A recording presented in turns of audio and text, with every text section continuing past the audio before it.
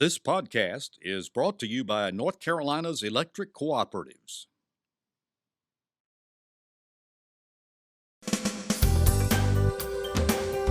This is NC Spin, an unrehearsed discussion on issues of interest to North Carolinians. Now, here is your moderator, Tom Campbell. Thank you for joining the Friday the 13th edition of NC Spin. We start by looking at late changes in our elections and ask why it took so long to get results. We also talk about an all-time high in coronavirus cases and discuss what it's going to take to get people to take this virus seriously. And we pledge to ask the panel to tell us something we don't know this week. Speaking of which, this week's panel includes Bev Perdue, former governor of North Carolina, Rick Henderson, executive editor of the Carolina Journal, John Hood, syndicated columnist and author, and Chris Fitzsimon, director of State's Newsroom. We'll begin our uninterrupted discussion after these brief messages from our underwriters. In more than 21 years on NC Spin, I never endorsed a product or sponsor, but I volunteered to do this message for family physicians. Over the past 40 years, my family doctor could quickly diagnose my illnesses because he knew my medical history. Evidence suggests I'll live longer, have a higher quality of life, and save 33% on health care costs. I believe in my trusted relationship with my family physician. Family Physicians, your trusted healthcare advisor for life. Your life is more flexible and efficient than ever, and your energy is too. See how North Carolina's electric cooperatives are building a brighter future for the rural communities we serve at ncelectriccooperatives.com/brighter. Let's begin the spin. You didn't hear much about North Carolina's election results since late last week, but election officials have been busy counting mail-in and provisional ballots, and late Thursday night, we got changes in final outcomes in previously uncalled contests. Rick Henderson, on Thursday, there were 5 statewide races on call. Late Thursday evening, the lead in the Chief Justice Supreme Court race changed from Paul Newby, who had been ahead, to Sherry Beasley, who overtook him on Thursday night. Now, we know that there's still lots of mail-in ballots that haven't been counted yet, but it looks like to me that part of what happened here was that these provisional ballots, or these mail-in ballots, followed the national trend and seemed to skew more Democratic. Is that correct? Well, it's hard to say because as we're taping this show, the statewide canvass is not yet completed and has not yet been conducted. And so with the outstanding counties as of Friday morning, several red counties, if you will, including Union and Cabarrus, hadn't been counted yet. And so we just don't know how that's going to play out.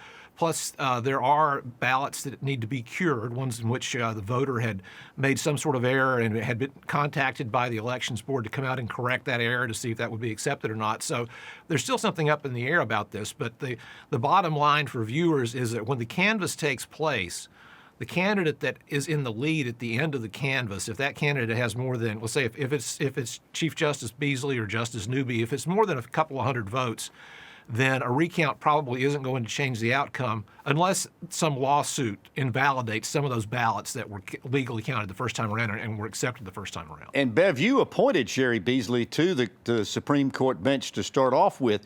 Newby is saying that he's going to file protest in some of these election precincts against what happened there. But his main beef is that the Board of Elections itself changed and allowed votes that had been postmarked by the end of last Tuesday's vote, to be counted up through the 12th of November.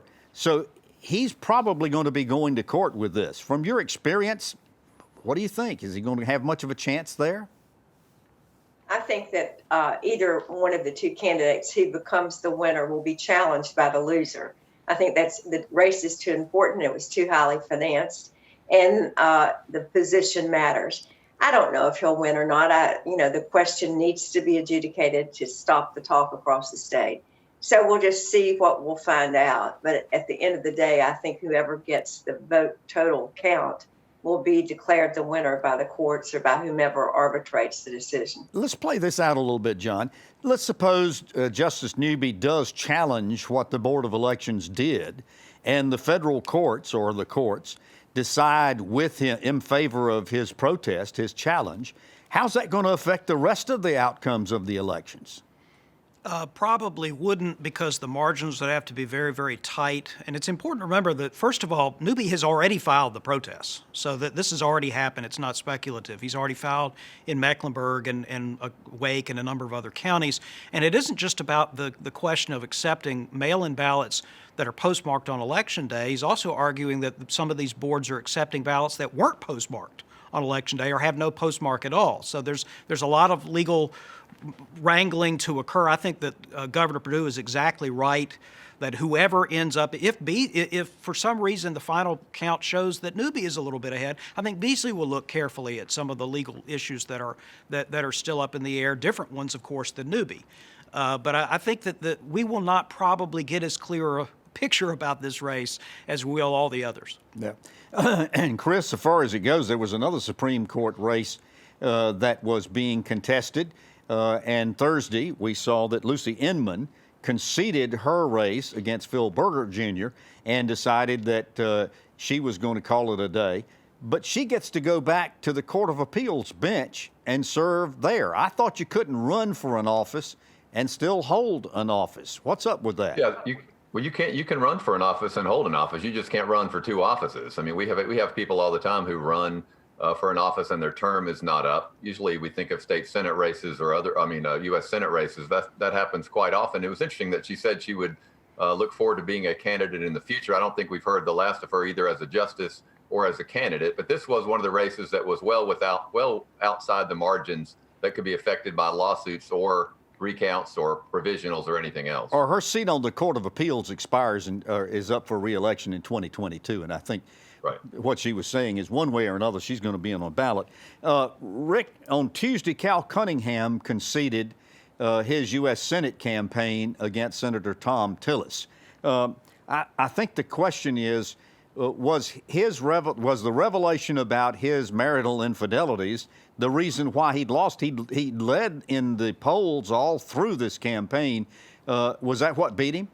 Well, I think the way he handled the allegations once they came out had a lot to do with him losing. He was up around 6 or 7 points before the allegations arose. By the time that Election Day rolled around, his polling lead had dropped by half, so he was only up by about 3 points, which was well within the margin of error. And what he chose to do after making an initial statement saying that he accepted responsibility and said he did a bad thing was that he dodged the press as much as possible. He really didn't hold what might have helped him out a lot, and that is just to hold a press briefing somewhere where he just allowed himself to take everything that was thrown at him and see how he responded to it. And so he just didn't do that. And because of that, Thom Tillis and the people supporting Tillis were able to make the case that, look, this guy is afraid to tell the truth. He's afraid to talk about what happened. He's afraid to basically face up to himself and claim accountability when he really has a paper-thin record. And so, Bev, there are a lot of national Democrats that are very upset with Cunningham, saying that he essentially cost them the U.S. Senate. Would you say that's true? No, and I don't think that they can say that legitimately. They're just whining. And I haven't heard them. Nobody has talked to me, and I've talked to Washington a couple of times this week. So I do think it was his race to lose. I do not agree with the polls. We've seen polls again this cycle be tremendously wrong. If I were a pollster, I would find a new way to poll and give it up. Or find a new job. Yeah. The bottom line is he did what he did, and the voters responded in kind. John, why did it take so long for us? I mean, we had some vote totals the end of last week, and then everything just kind of went quiet. And then we started getting totals again on Thursday. Why did it take so long this year? Well, it's not the first time that we've had lengthy after the election counting events, and even ones that ended up in court. People may remember an ag commissioner race some years ago. There were other races where this has happened. What happened here, though, there's an extra amount. Usually it's about provisional ballots, and it's about some other matters. Right. In this case, it's not simply about provisional ballots. And by the way, there were fewer provisional ballots because so many fewer people voted on Election Day. And you vote on Election Day and go to the wrong precinct, that's typically how you get a provisional ballot. But what happened here was the change in the law. Remember, the legislature had already changed the law to allow voters, even if they had a ballot didn't come in on Election Day, if it was postmarked on Election Day, the legislature had passed a bill, I think Governor Cooper signed it, to allow for 3 extra days for those ballots to come in from the mail. What later happened was, in my opinion, a collusive lawsuit, but at least a lawsuit that was settled by the state that created a much longer period for those ballots to come in. I'm not sure that would have mattered. We'll have to see if it matters even in the Chief Justice race, but it definitely delayed the vote count a bit longer.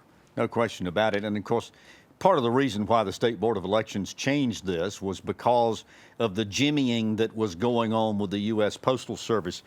Chris, another interesting development here. While the law requires mail-in ballots to have a signature, election officials admitted this week they didn't verify those signatures. They didn't bother to check them against the signatures that were on file. My question is, why even have that provision if you're not going to bother to check? Well, I think most people believe when they sign it that they're signing it and they're telling the truth. And there has been, it's really important to think of North Carolina as a microcosm for the country. There has been no widespread voter fraud identified, even by the Trump lawyers in any state yet that they have filed lawsuits. Now they're making these bizarre claims about the voting machines that the Department of Homeland Security has shot down. There's going to be errors. There's going to be human error. There's going to be other things. I thought it was really interesting that the Department of Homeland Security and others talk about this all over the country. This election was done as almost as fairly as we can do it. And by the way, the reason that the Board of Elections extended the deadline was that we're in a pandemic. And if people voted on November 3rd and they were panicked, and they didn't know if they're going to go to the polls, then they had an absentee ballot, we should be doing everything we can within legal areas to make sure that people's votes are counted. That's really the point of a democracy. Rick, Governor Cooper is going to be only the second governor in modern history, Jim Martin being the first, who is going to face 2 consecutive terms of having a legislature from the opposite party. Are there any signs that you think that relations are going to be better between the governor and the legislature this year? It's possible. Now, I'm not sure how much it will be. I think part of it has to do with whether or not there's communication between at staff level or person to person between the governor and the legislative leaders about what issues are negotiable and which ones aren't. And for now, Medicaid expansion is off the table. The governor is going to insist it should be on the table, but it's off the table. And as I said 4 years ago on this program, it should be off the table because we're expecting a new health care plan from the incoming president. Well, we didn't get one. So good luck with that. Yeah. However, I'm fairly certain that if Joe Biden indeed is the next president of the United States, that there will be negotiations, because he's a very good horse trader. There will be negotiations with the U.S. Senate to bring forward some changes to the healthcare system. Bev, I want to move on to another issue here. All of the polls showed, all the polls showed this was going to be, and prognostication, this was going to be a blue wave. Well, it wasn't. Republicans had a huge day in North Carolina on Election Day. A lot of people are trying to do some introspection as to why Democrats didn't do any better than they did. What's your take on that? You ran under the banner for several terms as lieutenant governor and governor. Why didn't Democrats do better? Well, Tom, I feel strongly that Democrats need to go back to their core message about the economy and about North Carolina and about progressive policies. I disagree with Rick. I think it's unconscionable that North Carolina doesn't have the Medicaid expansion. And if I were Cooper right now, I'd be talking to Berger about how you make that happen. I think the national message too, Tom, resonated in North Carolina. The rhetoric in Washington around socialism and around ban the police was just illogical rhetoric for a state like North Carolina. But a lot of people obviously bought it. Didn't believe. Pardon me? A lot of people obviously bought it. They did buy it, but that was just not a truth. Alexander, she doesn't rule the Democratic Party. She's one voice with her squad. Chris, and it just puts the perspective. Chris, let me ask you, the one name we keep hearing over and over and over again is DHHS Secretary Dr. Mandy Cohen. the speculation is she's either going to be Secretary of Health and Human Services, she's going to run the Center for Disease Control, or the Center for Medicaid and Medicare Services. What's your speculation on that? Well, we should be happy that we have somebody that qualified that might be going to Washington to run things. I don't think she would go and take the same job she had, but who knows? You know, also, it's always important to remember, I think it's likely she'll go, but she's also a mother, a wife. She has kids. She likes it here. There's no way to know. I would be surprised if she didn't go. I think there'll be some other names pop up as we get closer to a Biden administration. And I think we should stop saying if Joe Biden's going to be the next president, by the way. Joe Biden will be the next president. We shouldn't be making that a condition. Speaking of Secretary Cohen, at a Tuesday press conference, Governor Cooper and Secretary Cohen said North Carolina's on shaky ground in fighting the coronavirus. We've had many consecutive days of more than 2,000 new cases. In fact, we hit 3,000 one day this week. Our hospitalizations are an all-time high. Our percent positive rate is 7%. Governor Cooper said North Carolina was not going to relax further any restrictions keeping us in phase 3, but he did reduce the number of people who should be in indoor gatherings from 25 to 10. Bev, after the election, the governor said he hoped politics was over and people would follow the executive order to wear face coverings. Do you think this is going to happen? I hope it happens, Tom. I was somewhere yesterday in the East, and nobody in the store had on a face mask. Nobody. I find it unconscionable. You know, back when I was lieutenant governor, we helped move the state toward a tobacco-free policy. And we ended up to convince people using just body bag advertisements. I wonder what it's going to take in North Carolina for all of us, rank and file citizens, to realize this is serious, it's real, it's not a fluke, and that yesterday 157,000 people in our state diagnosed positive. You know, I was in your part of the woods last weekend down in Pamlico County. I went into a grocery store, and my wife and I were just about the only two people other than the workers there who were wearing masks. What is it going to take, Chris, to get people to understand that we need to do this? The elections are over. Yeah, I wish we had the answer, although, you know, it was only 10 days ago or so that the President of the United States told people the pandemic was over. It was turning the corner. Don't worry about it. We still have people and organizations saying masks don't really help that much.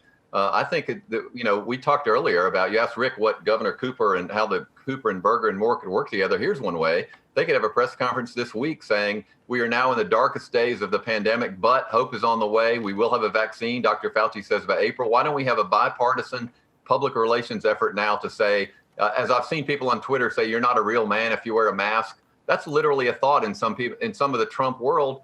And we still have super spreader events that have been held at the White House. We need a bipartisan, non-political public education effort, which would save thousands of lives until the vaccine arrives. It's still very dismaying to me that somehow this has become a partisan or ideological issue. And I do think the Trump administration largely is, and others are to blame. Rick, we also learned in this press conference that the largest numbers of new cases are coming from rural areas in the state, not the more populous urban and suburban areas of the state. What's the reason for that? Is it just that people aren't paying attention? They're not wearing masks? They're not keeping distance? Well, I think you and Bev actually said it all when you said that you had been to places that were outside of the triangle, outside of the triad, outside of the largest population areas, and people are not wearing masks. They, for whatever reason, think that it either doesn't matter, it doesn't help, it's an inconvenience that's not worth their time, and they should do that. I mean, it's something, I completely agree with Chris. It would be nice to have a unity message from the governor and the two legislative leaders saying, look, this is something that if you're wanting to, if you wish to continue to make a statement like this, that's all well and good, but guess what? It's not doing any good. It's not getting us any closer to reopening the economy further, to getting our schools back in, and that you need to take some precautions now. And I'm afraid that we have an awful lot of COVID fatigue, which is unfortunate, and not only unfortunate, but very dangerous. Yes, it is. And so people need to take this seriously, and I'm all for some sort of very, very accelerated nonpartisan or bipartisan public relations Well, campaign. that's a good point, because it appears to me the partisanship is getting worse in some respects, not better. Yesterday, Treasurer Dale Folwell came out and took another jab at Governor Cooper's management of the coronavirus, saying that he thinks the Council of State ought to have more input as to decisions that are getting made. What's your reaction, John? I think that Falwell is absolutely right. I think that is required by the statutes already. I think that it would be a wise choice for everybody to have some kind of a process. Surely we don't believe that any governor has ever been given the power to have an unlimited emergency without anybody checking it forever. I mean, I know this isn't forever. My point is, legally, that can't be the right answer. And I think, actually, here's what I think. I think that if we had a Council of State, if they took the statute seriously and had the Council of State be required to weigh in on some of the things that Governor Cooper's doing, actually that would create more bipartisanship. I mean, after all, no one would want to be voting against restrictions and then having deaths go up or hospitalizations go up. I think it would be an accountability measure for everybody concerned. Do you really think that, Bev? You manage the Council of State. You sat on the Council of State. This is a very, very partisan Council of State. Do you think Roy Cooper could get approval to do some of the things he needs to do? In all due respect to my good friend John Hood, no. I think what you just said was partisan bickering. Roy Cooper has been elected for the second time, the chief executive of North Carolina. The Constitution and the statutes clearly make him the executive leader. There are parameters drawn around that power in the statutes when the General Assembly decided to do that. There is no such provision at this point in time that would mandate the governor in making a decision about the health and safety of North Carolina, go to the Council of State, as good as some of them are, and get their consent. Chris, Advice is word. All right, Chris, let me raise this point. We know that there are a lot of people aren't wearing masks. Going back to the mask thing for a minute, letters were sent out to some businesses urging them to abide by and enforce the mandate for wearing masks. What are we going to do? Are we going to start fining people, businesses, and so forth if they don't wear the mask? This is the one tool, and the distancing are the tools that we've got right now until this vaccine becomes available. Well, I don't think we have the manpower or the woman power or the capability to do all that. That's why, and I disagree with John as well, we've heard rhetoric from some Council of State members that masks don't work. Or we've heard criticisms of social distancing policies. We've heard all these things. I think the only thing that's going to work, I think we should have guidelines. We should even have rules or regulations. I don't know about the enforcement. That's the difficult part. But we have to have some bipartisan finally come to grips. The election is over. And, just because you don't get caught every time you go 90 miles an hour on I-40 doesn't mean you should go 90 miles an hour on I-40. There are literally consequences. But there are lots of people doing it. Yeah, I'll tell you that. There are lots of people doing it. I wrote a column about that. But if you get caught, nobody starts screaming and yelling about their individual rights because we all decided it was in the best interest of society not to drive 90 miles an hour. Well, this is all a very pertinent discussion because there are many of us, including my family, that are having discussions about Thanksgiving plans. And with the new spikes that we are seeing now in the numbers of cases and hospitalizations, the Secretary is urging us to keep family gatherings restricted to your own immediate members who live in your household. That's something we'll be talking about again on next week's show. Right now, for the first time in 3 or 4 weeks, we're going to ask the panel to tell us something we don't know. John Hood, I'm going to lead off with you.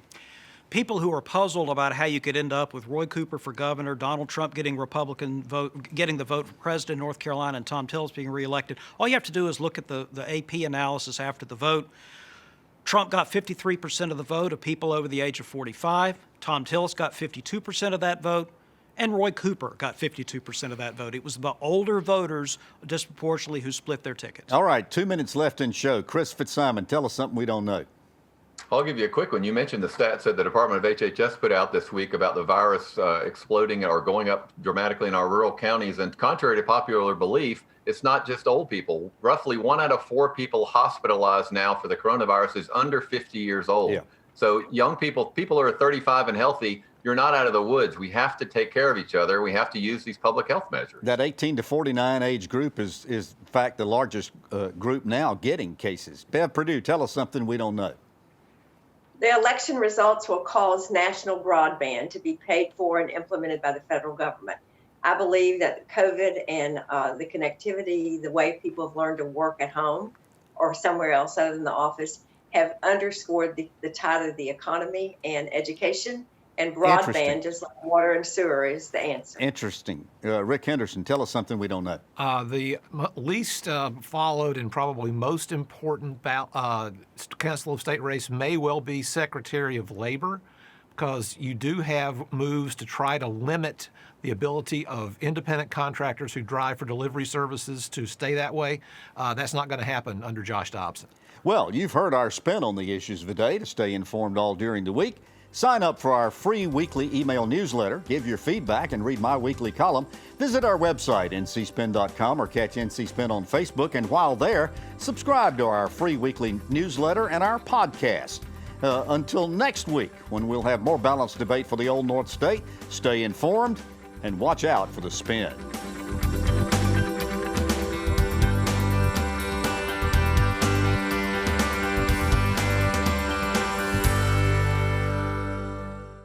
In more than 21 years on NC Spin, I never endorsed a product or sponsor, but I volunteered to do this message for family physicians.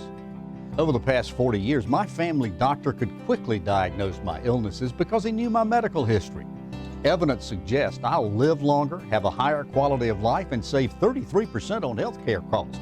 I believe in my trusted relationship with my family physician. Family Physicians, your trusted healthcare advisor for life.